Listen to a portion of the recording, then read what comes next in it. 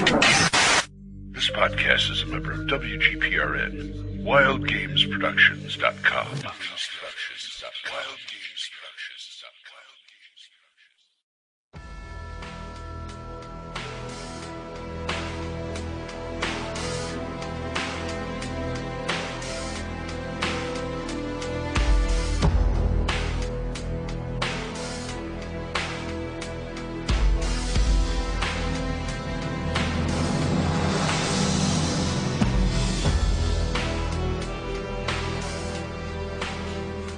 Good morning, everybody. This is DM Vince sitting here for the Roll for Initiative podcast. This is day number 2 of the North Texas RPGCon. I am sitting in solo right now as DM Glenn from Save or Die has been, he's enjoying a game of his own, so I'll be grabbing various people here and there to get an interview. So stay tuned for some great interviews as we're going to pull someone in right now. So first up today, I'm sitting with the legendary Frank Menser, our wonderful guest is from the past. He's always been a wonderful guest. Frank, how are you today? Oh, doing real good now that I've had my coffee on a Saturday morning. Playing any games today? A little bit of everything. Oddly, this year, Doug asked me to bring down my collection that I call Simple Gifts. These are all generally family board and card games that all have amazing design elements but are virtually unknown, stretching back as early as the 1930s for some of the ones I brought all the way on up to present. And every one of them can be played inside of 10 minutes and by non-gamers. Wow. Is that some of the games we were playing yesterday? Is that what you meant? Exactly. We were playing Hive yesterday and Cathedral. Although I'm well known for role-playing and my history is wargaming and board games, I do have a substantial board game collection, family board, and I really enjoy exposing some of the obscure gems of history, I feel, as a game designer, that are just wonderful, overlooked little items. And so I bring those. Very often I'll seek out folks that are working at the convention, folks who are obviously not hobby gamers who are here helping out, and showing them, yes, you're part of our community. Here's a game that we can all play, and maybe your kids will enjoy, and so forth. So it's a side that they aren't expecting from a hardcore role-playing convention like this one. Is that what you're doing mostly this whole entire weekend, is doing the board games?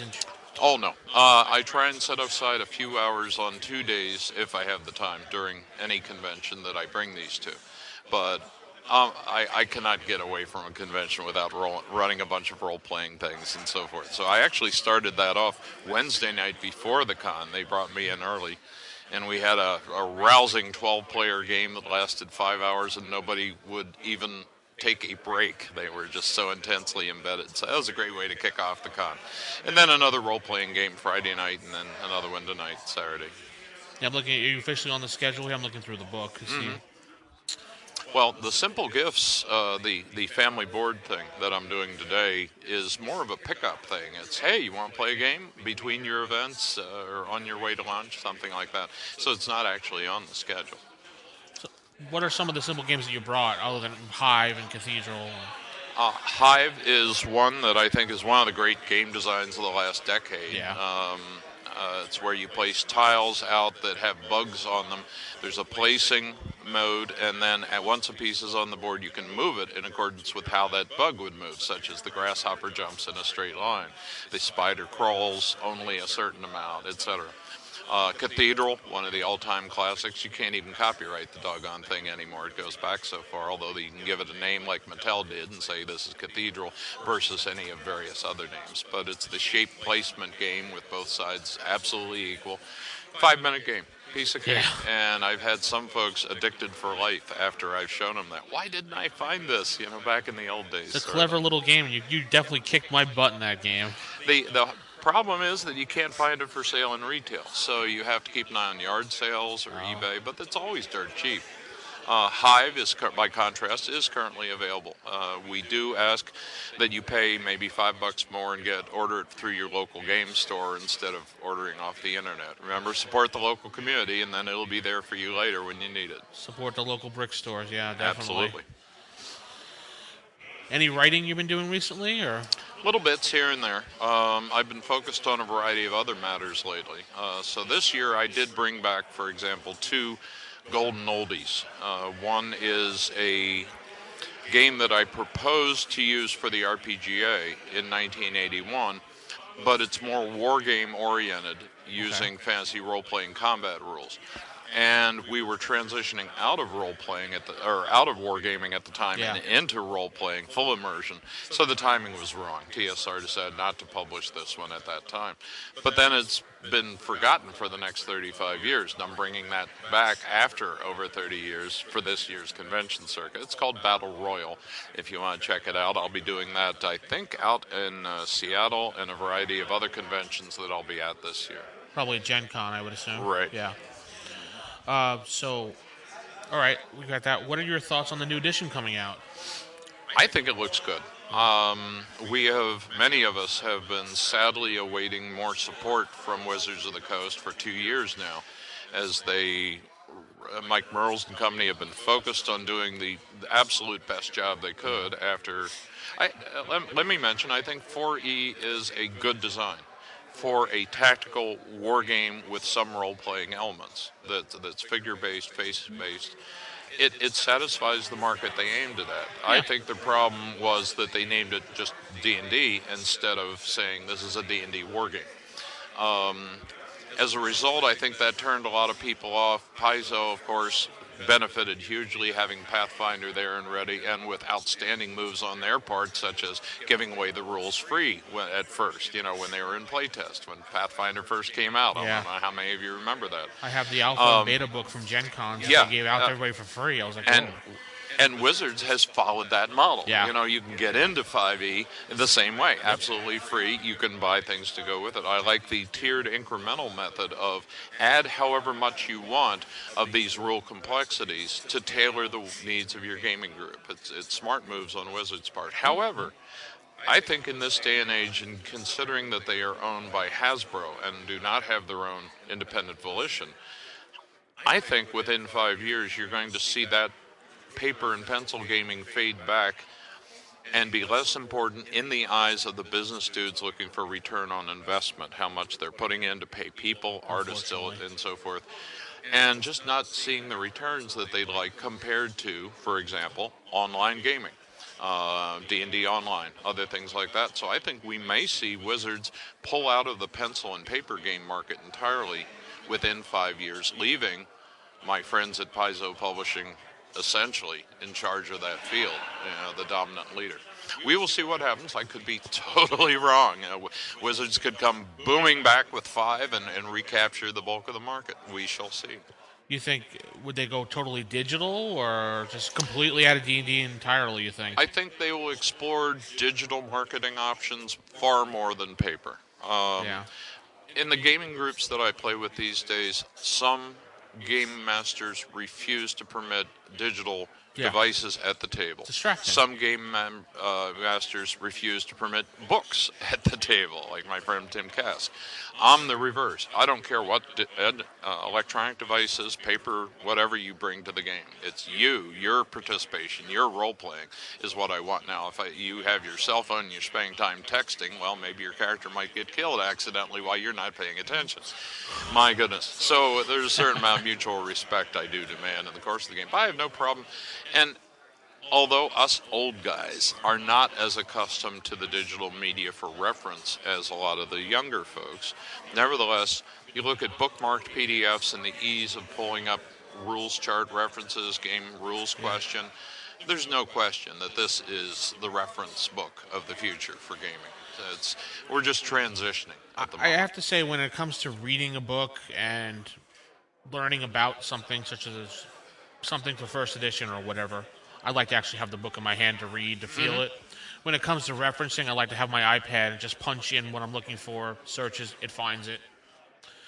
Well, I go to the movies, but I also go to live shows. Yeah. The movies did not wipe out live performances. Oh, no. I was just at an opera a month ago in Wisconsin. So I think those who portray this as doom, gloom, either or, you have to have paper or you have to have digital and not the other, It's all going to blend out. It'll shake yeah. out, and there will be a mix of both. There's a time and a place for both. I like to sit and read a good book. I don't like to sit and read a nice Kindle by the nice warm digital fire.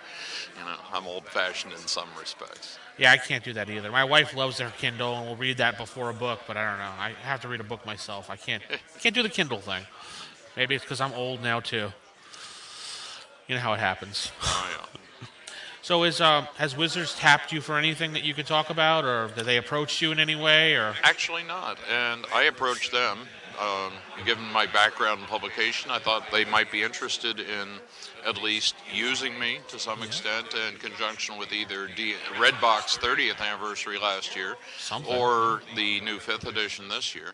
But I've received absolutely no replies, not even a back channel hint that they might be interested in my participation whatsoever.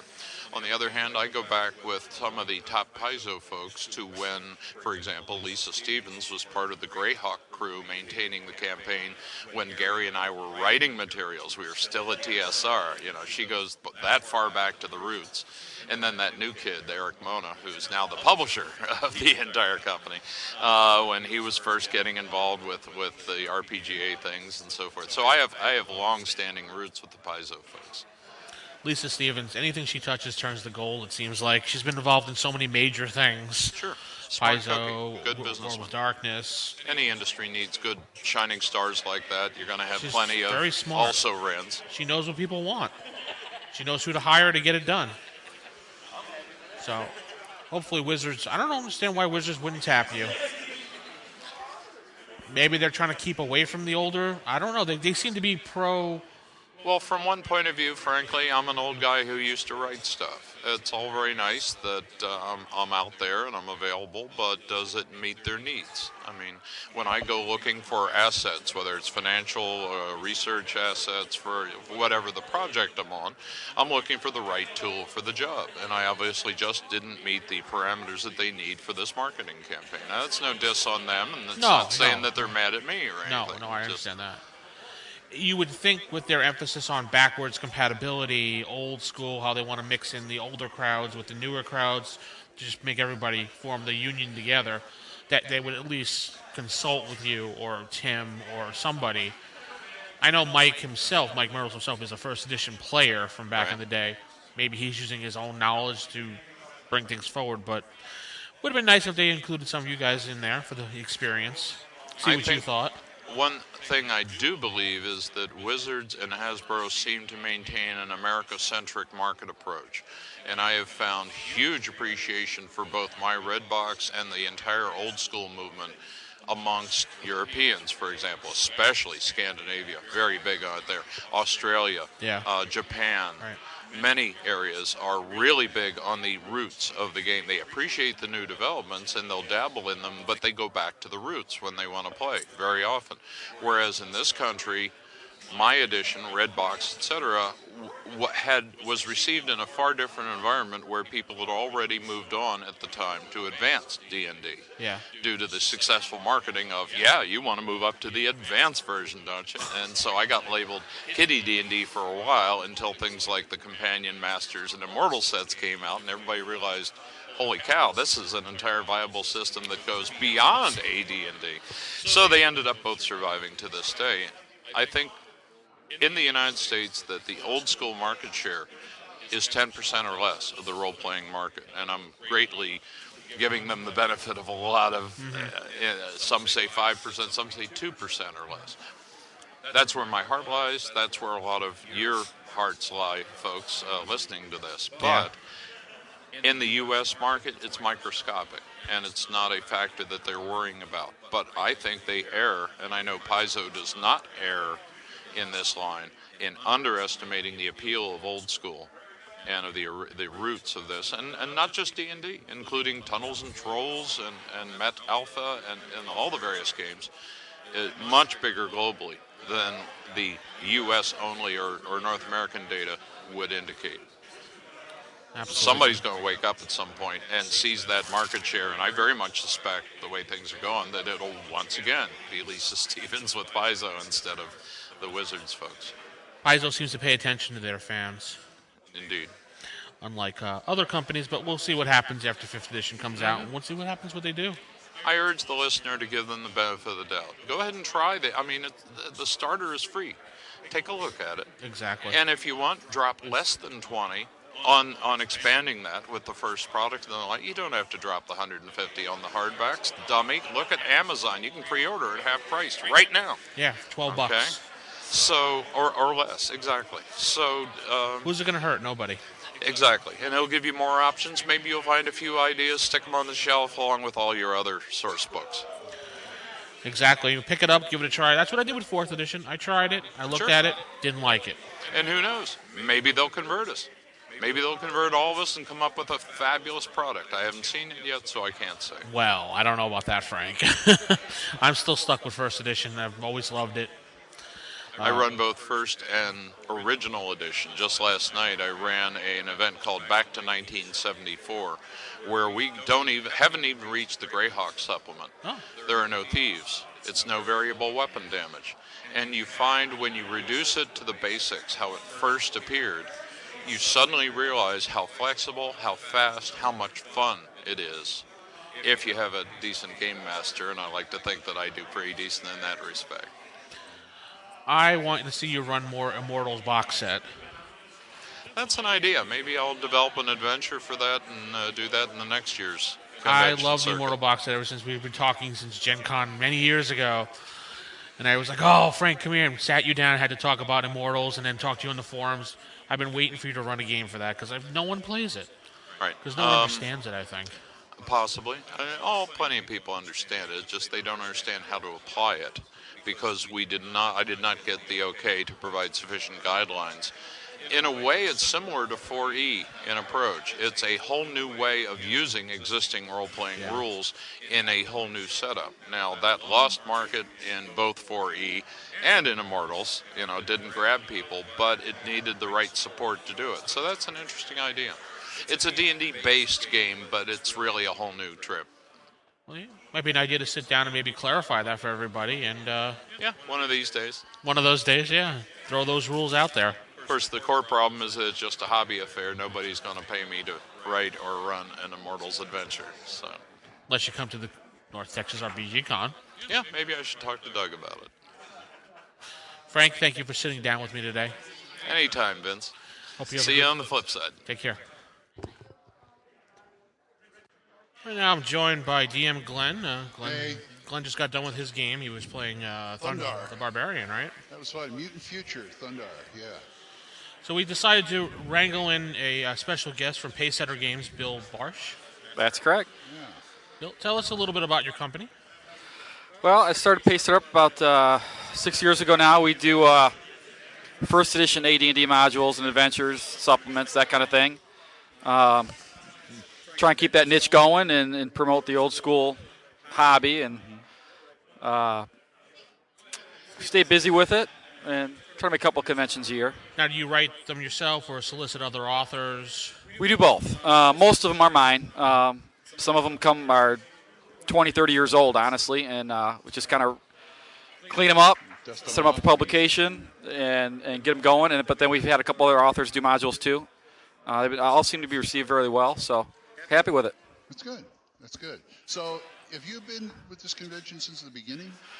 Yes, I came down. I happened to be working in Memphis, Tennessee on a project. My real job, because Pacesetter is not my real job, but I'm a construction manager. Oh, okay.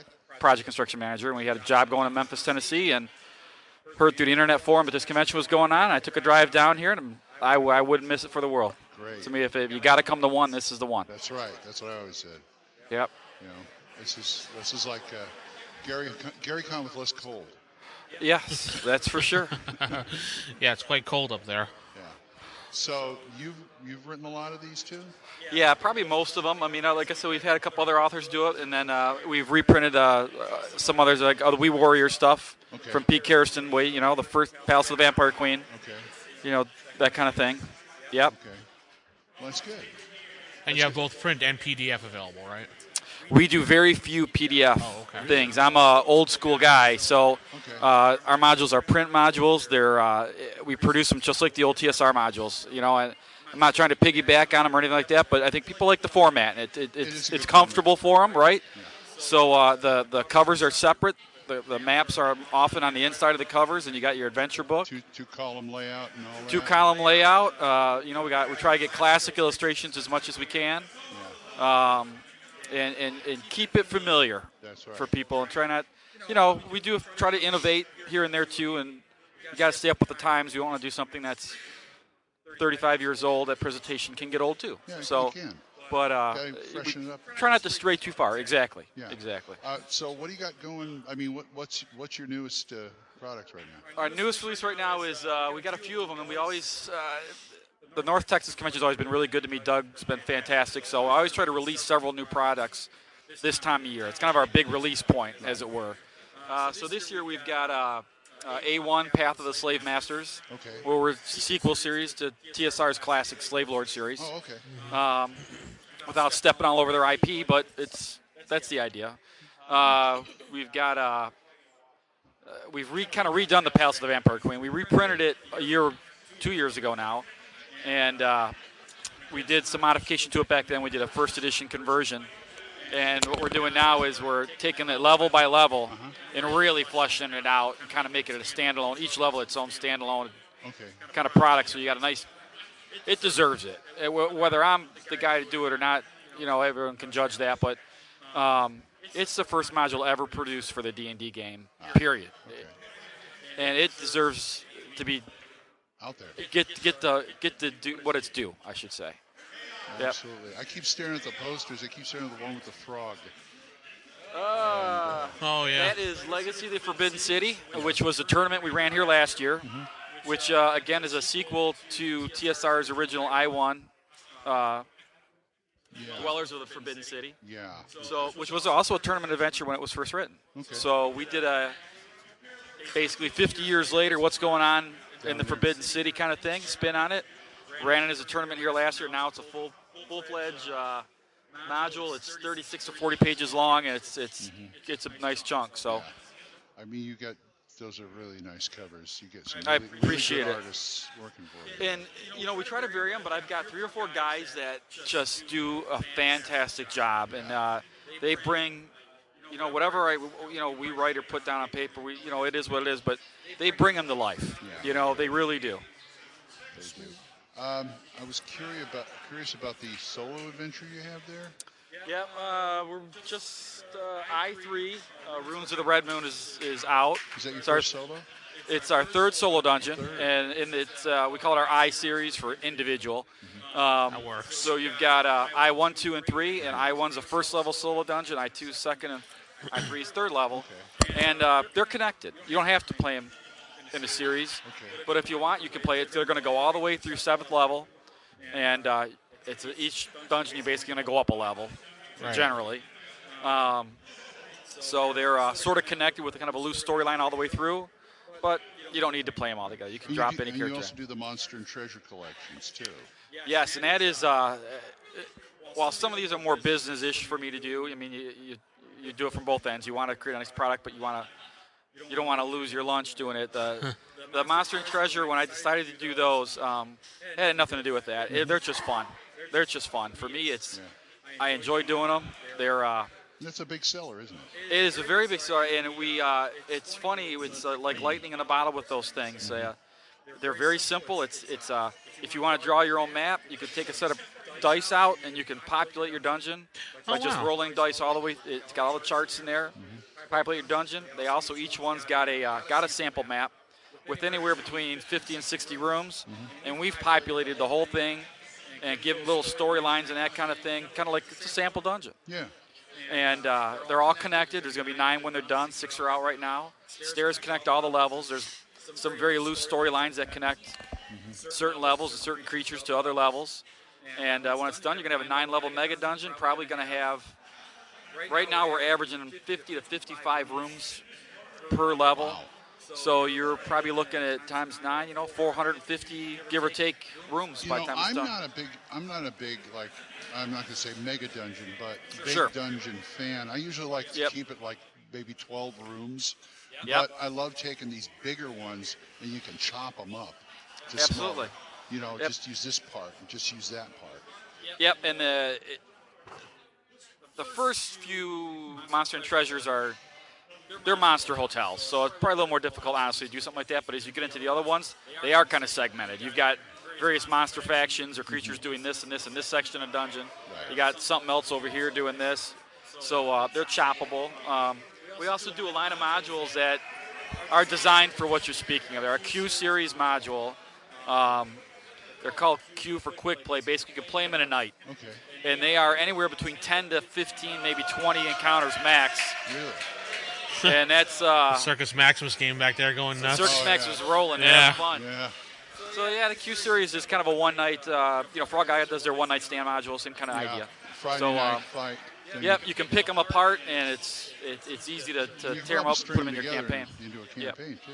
You can string them together if you like. They're not directly connected, but you could if you want. Now, what's this blood cult thing you have? Yeah. This box set. Blood Cult's our first box set, and I started working on the Blood Cult in my own campaign probably 20 years ago. And basically, the Blood Cult is an organization who's dedicated to the destruction of all arcane magic. Arcane magic falls under the providence of anything that's not clerical. So, illusionist magic users, magic items, and the cult is designed to destroy. They want to rid your campaign world of all of it. Of course, they're kind of a nefarious organization. Well, yeah. But they've got a lot of populist support because they basically go into cities and they've got public speakers which will go on the score and say, hey, what has a magic user ever done for you other than bring you, misery? They take your kids, put them in a school, you never see them again. All they do is search for magic and knowledge and they keep it to themselves. So they're kind of like they got a PR campaign behind them, and they'll even offer citizens rewards for turning in magic users and that kind of thing. So they've got their own creatures that can hunt magic users down. It's loaded with new spells, clerical magic items designed to basically wipe magic users out. And if you want to throw a wrench in your campaign, that's what the Blood Cult's there to do. God, yes. Matt is not hearing about this. Yeah, he better not hear to throw that in your game. What does it retail for? It retails for $59. Here at NTX, it's $49. Oh, wow. Okay. So if you come down here, you can get it as a special, but you get a deal. Yeah. By the time you hear this, it'll be too late. Yeah. Well, mention you, whatever. I'm not going to. Mention Glenn, and you can get $69. Yeah, it was $69 if we mentioned DM Glenn. Add $10 to it. Yeah. We'll throw something in for that. How's that sound? Yeah. PaysetterGames.com. PaysetterGames.com. And the prices of modules, what do they range from? $10 to $15. We try to keep everything reasonable. We got a couple that might float up around $19. If you're paying $19 for something, that's it's a reasonable big. Price. It's going to be a big product. You're talking probably anywhere between 60 and 70 pages. Gotcha. The box set, I forgot to ask. Does it come with dice or I'm sorry? The box set? What does it come with? Box set comes with 3 adventure modules. All right. Blood Cult supplement book, which tells you everything you need to know about the Blood Cult. It's got about a dozen different cultists, new monsters, about 20 new magic items, a bunch of new spells. My favorite called Flame Mage. You can use your imagination what that does. Yeah. It comes with 14 cardstock maps, 2 color maps, and an addendum sheet.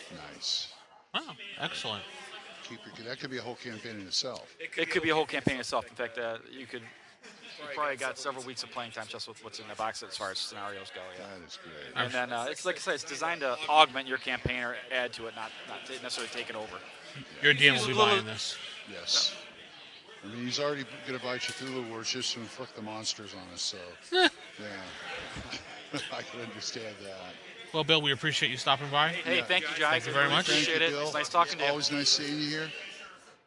Or anywhere, for that matter. Absolutely. Yeah. Thank you very much. Thank you. Yeah. Any kind of any publicity we can give you, we're happy to do it. Absolutely. We're about supporting. Yeah. Supporting the. Yeah, that's probably the reason why we do this. Absolutely. It's getting a little loud in here. Absolutely, so. You're sounding like Brian. Absolutely. Oh wait, I have to say, will you guys get a room? Okay, we're back at the RPGCon here in 2014. I'm DM Glenn. We got DM Vince with me. Yo. Here. Say something. I said yo. Okay. And we're with Tyler Morrison from Trollord Games. Trollord Games, that's right. Yeah, I'm just kind of an average fanboy of role-playing games, and everything Star Wars comics and whatnot. I grew up in the 70s, 80s, and I kept on with the role-playing games and whatnot, and met these guys. They've been around since about 1999, 2000. Met them in the con circuit back in 2003. They were then doing a product for D&D 3rd Edition. Even working with Gary Gygax for a couple of years at that point. And I would see them for a couple more years at cons. Saw them again, and they had decided they were going to break away from 3rd Edition, if you know about the open gaming license, all that kind of thing, where people were putting out product through the D&D system. They were more old-school fantasy guys, 1st and 2nd Edition kind of thing. And they wanted to take the best of that and the best of some of the later era of gaming infused with their own original mechanics to make a very playable role-playing game, and not just roll R-O-L-L all the time. Sometimes in the earlier editions, I think maybe they got a little too clunky or convoluted in some of the rules, even as innovative as they were. I mean, look at hit points and armor class, for example. We're still looking at that today, in computer games, and we will from here on out. But getting back to what they were kind of doing, they really kind of sold me on Castles and Crusades when they were making this change from their 3rd Edition product over to that system. Kind of embodied some of 1st and 2nd Edition, and they use more of that ascending armor class for those familiar of 3rd Edition and so forth. And it just kind of returns to the roots, and I continue to buy their product as a fan for years and years, Gen Con, other places. Is this your first North Texas RPGCon? It is our first one. They had tried to get somebody in the years before I was selling for Troll, and it just didn't pan out that year to get over here. We got it worked out this year, and the staff's just been great, and it's a natural fit for us because we're in that old school vein. The Troll Lords themselves, they put in, I think it was 6-8 years with Gary Gygax before his regrettable passing in 2008. And then, James Ward of Metamorphosis Alpha, Gamma World, Deities and Demigods, all those things. He did work with them off and on different products, even as late as last year. Okay. So, Castles and Crusades. Yes. I'm sorry. Go. No, I thought you were going to say something. Castles and Crusades is pretty much it. I used to have the original book. And 2005, 2005, probably. yes, I bought it. I was getting kind of tired of D20. I was looking for something different. And right. They said that they could, you could take any edition and convert it to Castles and Crusades and use it. I would say, particularly with the earlier editions, Right. I think it's an easier process. Yes. Which I ended up liking. I got the CNC got kind of away from me for a few years here, and but I'm still looking at it again. It's got some good ideas in there. The Siege engine, is that it? Yes. The Siege engine system is a pretty solid system. Yeah, it just as far as your attribute rolls and just other things, if you're trying to sneak past an adversary and adding their hit dice into whatever the challenge level is of the task, it's that simple. And then doing combats, just adding bonus to hit and adding your strength or a dexterity mod. I mean, it's that simple. Sure, in any game you can have spells where maybe some spells are more descriptive where you've got to think them out, or a few things like that. But other than that, CNC just keeps it simple all throughout. Even when you read their combat section in their main book, between the Siege engine attribute checks that we talked about and the combat and the turn undead and all those things, savings throws, it's all contained in a relatively short amount of pages. It's not slogging through 80 pages, with too much crunch. So that's the beauty of CNC, and just how old school it is. It just combines enough elements and their own infusions to make a very playable game, and they've done quite well. I'm speaking also as a fan, because I met them in 2003, been playing the game since 2005. It became my D&D, so to speak. And if you remember the old, I always say this, if you remember the old Razor company commercials, I don't know which company it was, but the guy said, I liked it so much I bought the company. Yeah. Well, I didn't buy the company, but I liked CNC so much I offered to sell for them. And they were real nice enough, because I'd been long-distance acquaintances with them for years. And back in 2010, I called Steven and kind of stayed in touch with him anyway from time to time, and said, you guys aren't getting out to as many cons, except for Gen Con and Gary Gygax's Memorial Con, Gary Con. Yeah, Gary Con. But other than that, they're so busy printing books and shipping books. You're the CEO, the janitor, and everything down there, the artist, the writer. And I said, well, how about I go to some places, especially in my backwoods in Missouri, maybe Tennessee, other places, and then it's led to other things. And so I go out 5 to 10 times a year for sure, and I do it passionately. I like the product, and then I still can yak at people for hours. So. as you know. All right, for those listening and not knowing about Castles of Crusade coming out from under the rock, what do they need? What do they need to pick up to start playing right away? Really, if you already make your own adventures and you don't buy published adventures, you can get a player's handbook and a monster and treasure. Player's handbook will take you up to at least level 12 as far as the classes. You'll have arguments with people about. Some people say, well, once you get past 12, it's too big and convoluted in any game anyway. Depends on the person, I don't yeah. know about that. And we do have your option for that in the Castle Keeper's Guide, incidentally, for higher levels. You've been selling this flip book over there. That was kind of cool. Yeah, we're in between printings right now. We had a very successful Kickstarter, $83,000 for a smaller company. That is fantastic. Yeah. So we're getting all 3 books in full color. Maybe August, knock on wood, to where people can see these in full color. But presently, they're out of print for the most part. The flip book you're talking about. A guy that works in their print shop, Mark Sandy, he kind of assembles some of the books and whatnot. He comes to their game table in Arkansas back, 2009 or 2010, I'm not sure. And he says, look what I've got, guys. And it's the player's handbook on one side and the Monster and Treasure on the other. And, of course, Monster and Treasure is the other book you want. Exactly. It covers enough of the mainstay creatures, your goblins, your dragons, your orcs, trolls, and so forth. Game. Yeah, that's and you can largely do it out of that. I mean, sure, we have 35 to 40 published adventures. We keep a very nice pricing point, I think. A lot of our adventures are under $10. Oh, wow. That's good. Yeah, $10 seems to be an industry that's norm. good. And I'm not knocking anybody else, No. but ours are in black and white typically on the interiors. The production values are good, and there's a lot of good page count in most of those, 20 to 30 pages. So there is that, but at the end of the day, you can do the Monster and Treasure and the Player's Handbook. And I understand you've been expanding to other genres also? Oh, yeah. Over the years, one that we've done lately is Amazing Adventures. There's a freelancer, Jason Vey. He even did a little work on one of the source books for Doctor Who with Cubicle 7 out of England. But he's done a variety of work, and he did one for us called Amazing Adventures. And it's essentially the pulp area. It's Indiana Jones, The Rocketeer, The Mummy, whatever, those kind of movies. Right up your alley, Glenn. Oh, yeah. Yeah, and it's very much a part of the Siege family. There are some variations, whereas you might have opposed roles in that game, or you have a little more customization where you can trade out some of a class's ability, like a socialite could trade out their emboldened for medicine, or the Raider, which is the Indiana Jones class essentially, could trade out his cryptolinguist for something about animal handling. So there's that. There's also some, and you've seen this in many games, even as far back as James Bond and Star Wars West End, where you can have re-rolls. Yeah. Sometimes James Bond for sure did that with the hero points. Well, they've got kind of a hero point or a luck or a fate point. I'm trying to think which one it's called now. Essentially, you can re-roll and you can change the circumstances and work things in your favor. So there's that as well. There's an adventure in the back of the book. There's all the bestiary from gray aliens to dinosaurs and in between. And there's a lot of support material. We've got adventures and everything. Yeah, all kinds of action adventure. Yeah. Yeah, still going to continue to be supported. Might become a hardcover book, and they're also, I think, working on a companion book as well. You've got that here too. That's what. Oh yeah. $24.95. Yeah, oh yeah, and we're doing a bundle deal.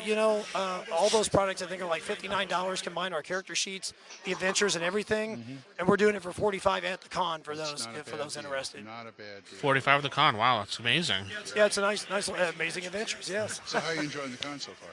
Love it. I love going to cons. Of course, in the 80s and 90s, or I guess 80s in particular, I was a lot younger, so there wasn't much opportunity to go hit cons in St. Louis, but you don't even have a driver's license. So didn't do a lot of that back then except for a couple of classic Who conventions.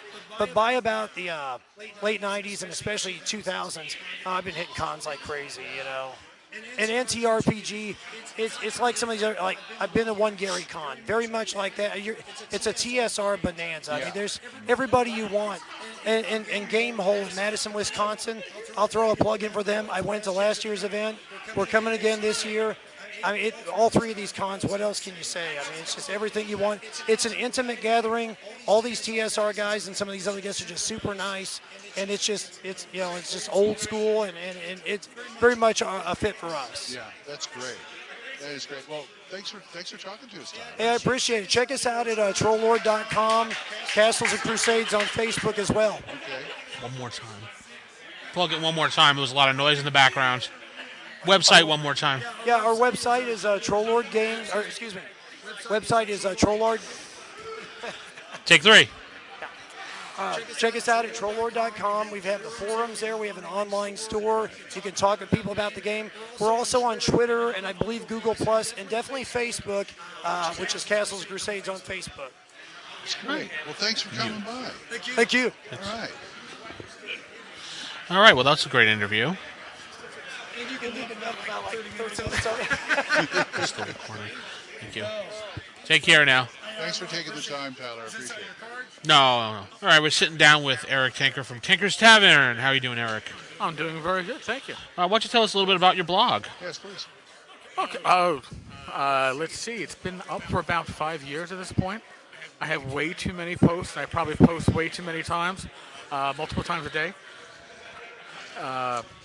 I've met a lot of my blog readers here, including somebody who pointed out to me that I looked more scruffy in person than he expected. So my wife made sure I showered and shaved this morning. So kind of covered that base. But I'm very surprised about how many people I've met that I've known online and I've met here for the first time. Is this your first North Texas RPG Con? This is my first North Texas RPG Con. It's my first con since Gen Con of '93. Wow. So just over 20 years. Yeah. Wow. That's He's coming all the way in from New York, too. Elmhurst, New York. Wow. No, all the way from New York. No, it says Elmhurst, New York. Oh, okay, I see what you're saying. Yes. New York City. Well, outer borough of New York City. Yeah. Queens. Well, that's all right. We won't hold it against you. Not at You all. don't hold it against me being from L.A. That's okay. I can live with it. Okay.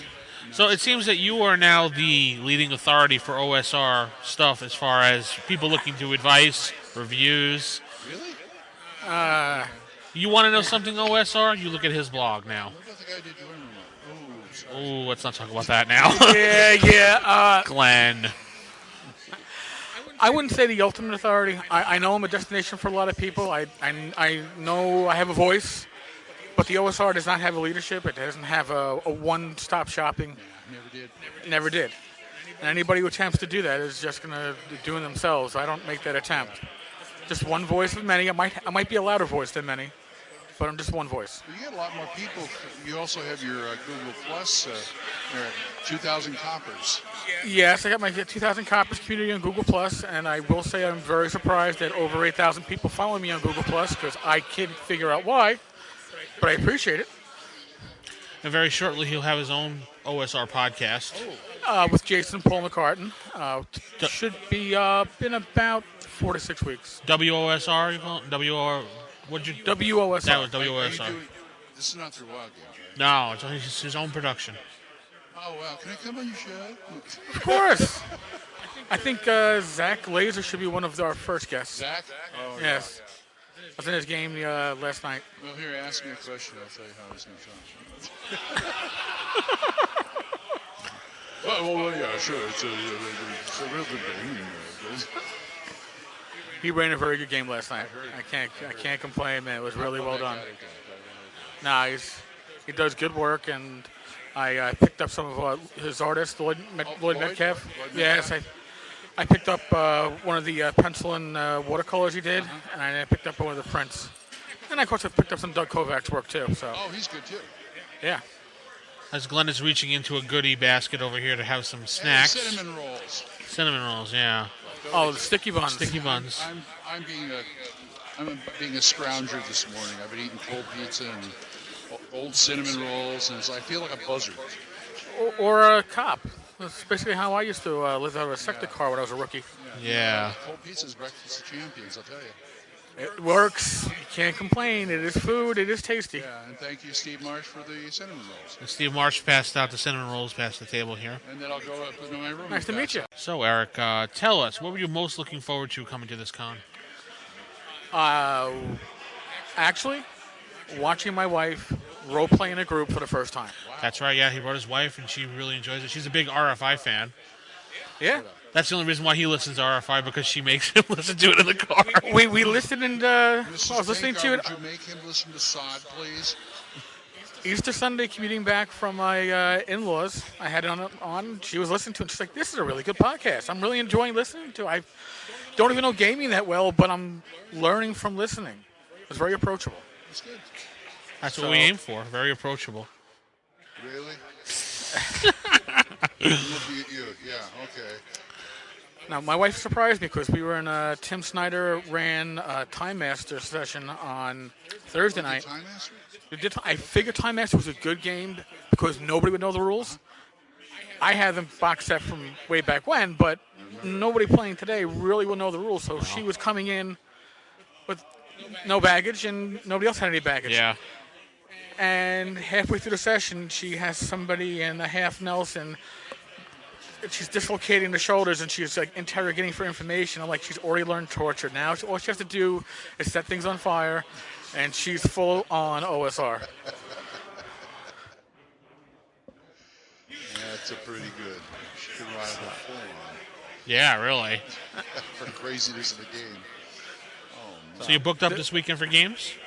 I try to not book up because they're long sessions, and I really wanted to be able to walk around the con, meet people, and actually enjoy the atmosphere. I But spend entire cons not doing that game. Just walking around, schmoozing, and just Yeah. doing stuff. yeah, so it was a game on Thursday night. It was Whisper and Venom last night. How was that? It was very good. Zach ran an excellent game. Again, my wife was with me. Her first time playing anything OSR. Only her second time really role-playing in a group. She dove right in. She had a great time. Zach ran a really, really good game.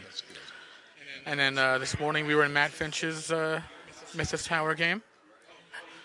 Was there what? Now she's here for 3 days. She's role-played 3 times. And we had a really good time. That's good. That's good. But you guys really haven't. This is a good time. Good con. Have a good time.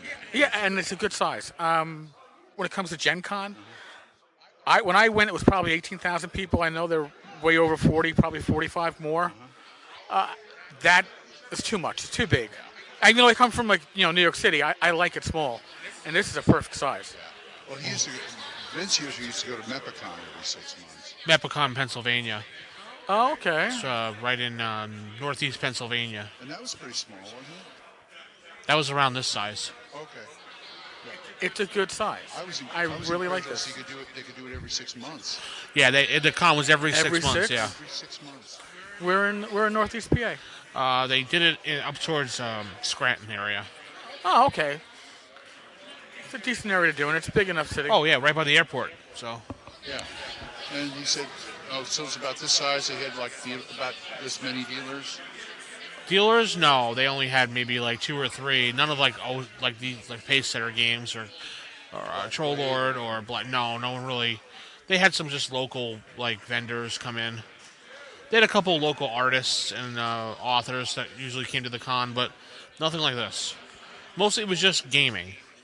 You went there, you gamed. Okay. They had an RPGA room dedicated to RPGA. Okay.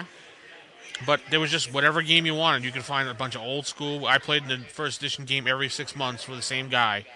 Really? It was just an ongoing campaign every 6 months. They actually had gaming groups who would meet there every 6 months. Yeah. Same people would come in and play the same characters every 6 months. That's a beautiful thing. I know Joe Block is trying to set up an old school con. Oswarp? At DexCon. Yeah, at DexCon. I plan on going. It's July 4th and 5th. Well, you're right in the area. It's right in Jersey. I'm right there anyway. We'll see if Rachel joins me for that one. She might. She's already told me we're coming back next year, but we got to come back a day or 2 earlier so we can actually explore Dallas as opposed to just doing a con. Dallas is huge. The airport is huge. Mm-hmm. So you're coming in from Elmhurst. Have you been to Gary Con? No, I've never been to Gary Con. That's like our counterpart up north. Right. Doug Kovacs was telling me I really, really have to go. I tell people it's North Texas without so much heat. And more cold. Well, it's in the middle of winter time up in Wisconsin. Yeah, so I would guess it wouldn't be that hot. Yeah. I think they moved it there because too much competition, like August and stuff with Gen Con and all the other cons. That's the reason why they put it then. Yeah, that's what I said. Oh, is that what you said? Yeah. Headphones on, right? What? Oh.